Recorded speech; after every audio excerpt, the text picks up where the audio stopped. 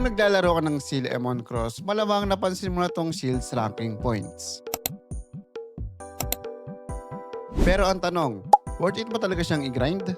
At kung oo, paano ka ba makakaipon ng hindi nasasayang yung oras mo? Sa video na to, ipapakita ko sa iyo kung paano ba gumagana yung Shields ranking points at kung paano mo siya pwedeng maximize habang naglalaro ka lang normally. Ngayon, saan ba talaga nanggagaling yung Shields ranking points? Una, meron tayong Shields Pass. Ito yung pinaka-consistent na source mo.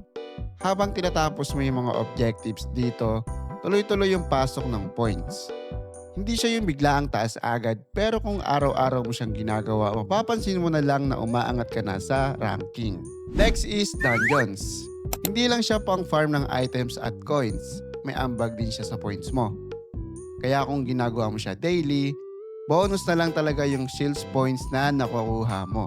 Then itong field bosses. Medyo agawan to minsan, pero kapag nakasabay ka sa pag-takedown ng bosses, may loot ka na, may dagdag points ka pa. Kailangan mo lang talaga maging present sa tamang oras. Meron din tayong Tower of the Sage. Ito yung challenge type na content. Habang umakit ka ng floors, mas tumataas din yung rewards. Magandang source to ng points, lalo na kung kaya mong mag-push ng mas mataas na stages. And lastly, Dimensional Rift Conquest.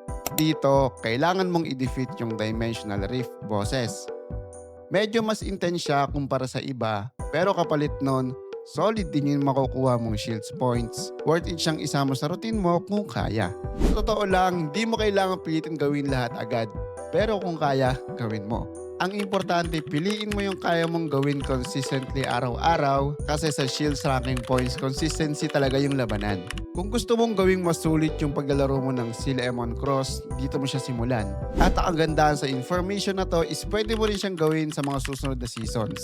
So ganun lang kasimple kung paano makaipon ng Shields ranking points dito sa Seal Emon Cross. Hindi kailangan ng sobrang pilit, basta consistent ka lang sa ginagawa mo araw-araw. Kung may nakuha kang idea or may natutunan ka dito, pwede mo agad i-apply sa gameplay mo. Sa next video naman, pag-uusapan natin kung paano ka mabilis na makakapag-level up sa Seal M. Yung tipong hindi sayang yung oras mo sa grind. So make sure na nakasubscribe ka para hindi mo ma-miss yun. This is Mabsi and I'll see you on the next one.